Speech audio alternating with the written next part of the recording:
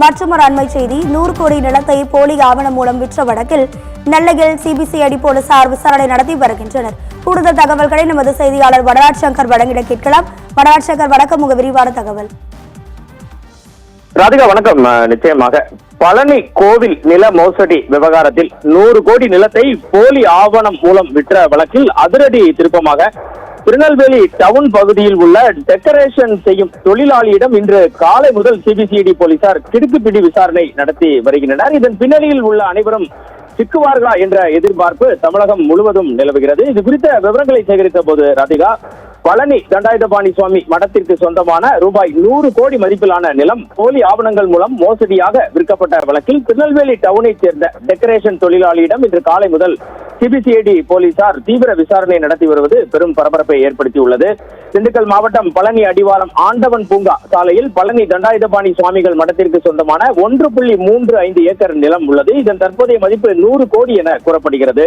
இந்த நிலத்தை திருப்பூர் மற்றும் கோவையைச் சேர்ந்த தனி நபர்களுக்கு முறைகேடாக பத்திரப்பதிவு செய்து கொடுத்ததாக பழனி அடிவாரம் போலீசார் கடந்த மாதம் வழக்கு பதிவு செய்தனர். பின்னர் இந்த வழக்கு சிபிசிஐடி போலீசாருக்கு மாற்றப்பட்டு சிபிசிஐடி டிஎஸ்பி அனுஜ் தலைமையிலான தனிப்படையினர் தீவிர விசாரணையை மேற்கொண்டு வருகின்றனர்.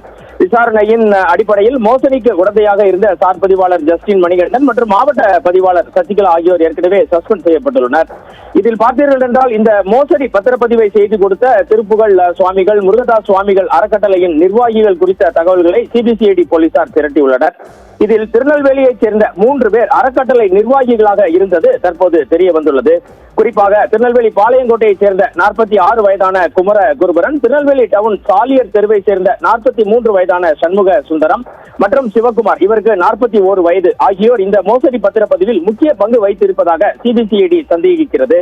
இதன் தொடர்ச்சியாக திருநெல்வேலி மாநகர பகுதியில் அமைந்திருக்கும் டவுன் சாலியர் தெருவில் வசித்து வரும் சண்முக சுந்தரம் என்பவரிடம் இன்று அதிகாலை சிபிசிஐடி போலீசார் அதிரடியாக விசாரணையை தொடங்கியுள்ளனர். இவர் அப்பகுதியில் ஒரு டெக்கரேஷன் தொழில் செய்து வருவதாக முதற்கட்ட தகவல்கள் கிடைத்திருக்கிறது. இவ்வளவு பெரிய நில மோசடியில் ஒரு சாதாரண டெக்கரேஷன் தொழிலாளிக்கு எப்படி தொடர்பு வந்தது? இவர் பினாமியாக எதுவும் செயல்பட்டாரா? இதன் பின்னணியில் உள்ள விஐபிக்கள் யார் யார் என்ற கோணத்தில் சிபிசிஐடி போலீசார் பல்வேறு அடுக்கடுக்கான கேள்விகளை கேட்டு விசாரணை நடத்தி வருவதாக கூறப்படுகிறது. இந்த வழக்கில் திருநெல்வேலியைச் சேர்ந்த மேலும் சிலரிடம் போலீசார் விசாரணை நடத்த வாய்ப்புள்ளதால் உள்ளூர் வட்டாரத்திலும் தமிழக அளவிலும் இந்த சம்பவம் பெரும் அதிர்ச்சியை ஏற்படுத்தியுள்ளது. தொடர்ந்து நாம் அப்பகுதியில் இருந்து தகவல்களையும் விவரங்களையும் திரட்டிக் கொண்டிருக்கிறோம். இதுவே தற்போது இருக்கும் கள நிலவரம். சாதிகா, தகவல்களுக்கு நன்றி வடராஜ் சங்கர்.